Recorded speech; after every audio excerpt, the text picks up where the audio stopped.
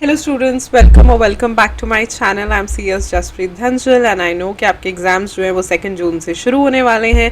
सो पहला एग्ज़ाम हमारे executive students का होता है JIGL। So for old and for new students I will be giving you few tips for exams, right. इसको ध्यान से सुनना और फॉलो करने की कोशिश करना। एज टुडे इज़ 31st, सो अभी भी एक दिन बाकी है। तो आई थॉट कि let's put out some tips for all of you, और जितने सब्जेक्ट्स में हो पाएगा I definitely come up with my tips and tricks.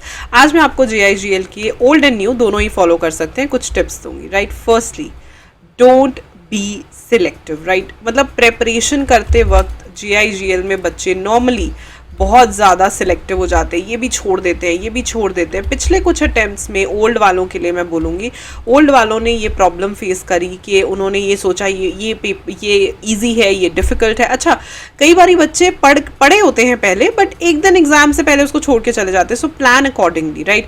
Today is 31st, आपके पास एक पूरा दिन है, अच्छे से प्लान करो, कोशिश करो कि चीज़ें मैक्सिमम कवरेज कर पाओ, right.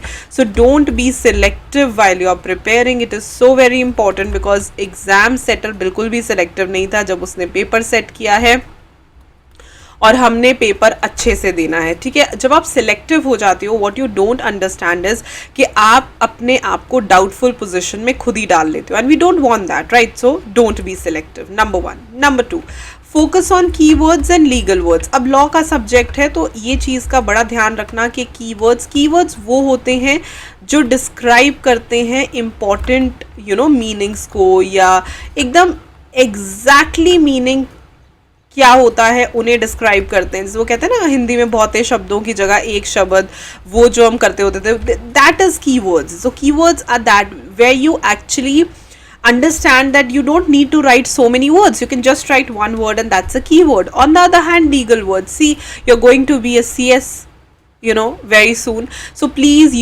try to use all the legal words. So whatever legal words are there in the book or in the notes, whatever you're studying or your teacher has guided you, please go ahead and use those legal words because they are very very important, right? So legal words play a very important role, so go ahead and use them. एकदम बहुत खूब सारे legal words use करो ताकि paper checker एकदम खुश हो जाए। The third point is how you going to answer the case study. Case study तो आएंगी ही, ठीक है, तो उसे कैसे आंसर करना है। सबसे पहले आता है आपका इशू। ई से होता है प्रोविजन लिखना है आपने। ए से आपने करना है एनालिसिस, एंड सी से लिखना है कंक्लूजन, ठीक है। ओल्ड में भी कई बारी आती हैं केस स्टडीज, एंड न्यू में भी आती हैं।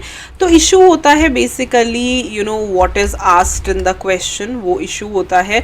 हाँ, पूरा का पूरा क्वेश्चन आपने कॉपी नहीं कर देना, उसमें से जो इम्पॉर्टेंट चीज़ें हैं वो लिखनी है। प्रोविजन होती है what ever the relevant sections are applicable, rules are applicable, वो सब लिख देना है।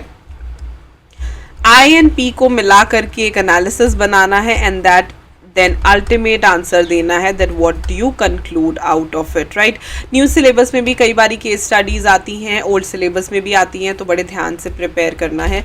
अब JIGL में एक बड़ी अच्छी चीज़ होती है, वो होती है डायरेक्ट क्वेश्चंस। ओल्ड में तो काफ़ी सारे डायरेक्ट क्वेश्चंस आते हैं, तो आपने डायरेक्ट क्वेश्चंस को एकदम अच्छे से आंसर करना है, right. Now direct questions ask for direct answers, right.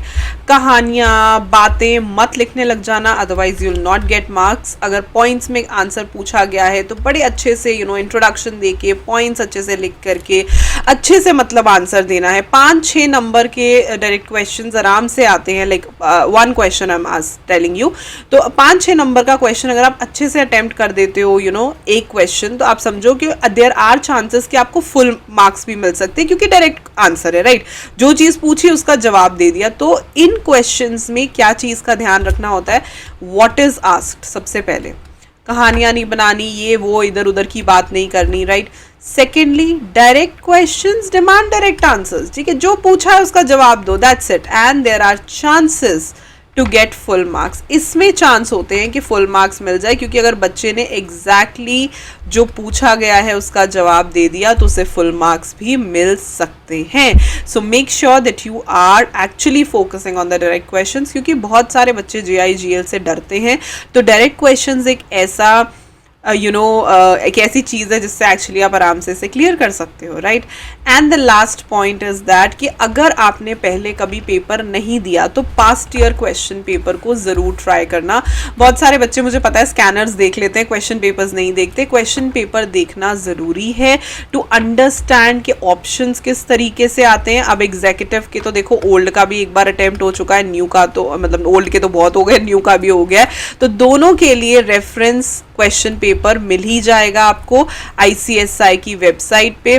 भले ही आपने पहले पेपर दिया ना, एक बार थोड़ा आइडिया लेकर के जाना, कई बार हम भूल जाते हैं, ठीक है।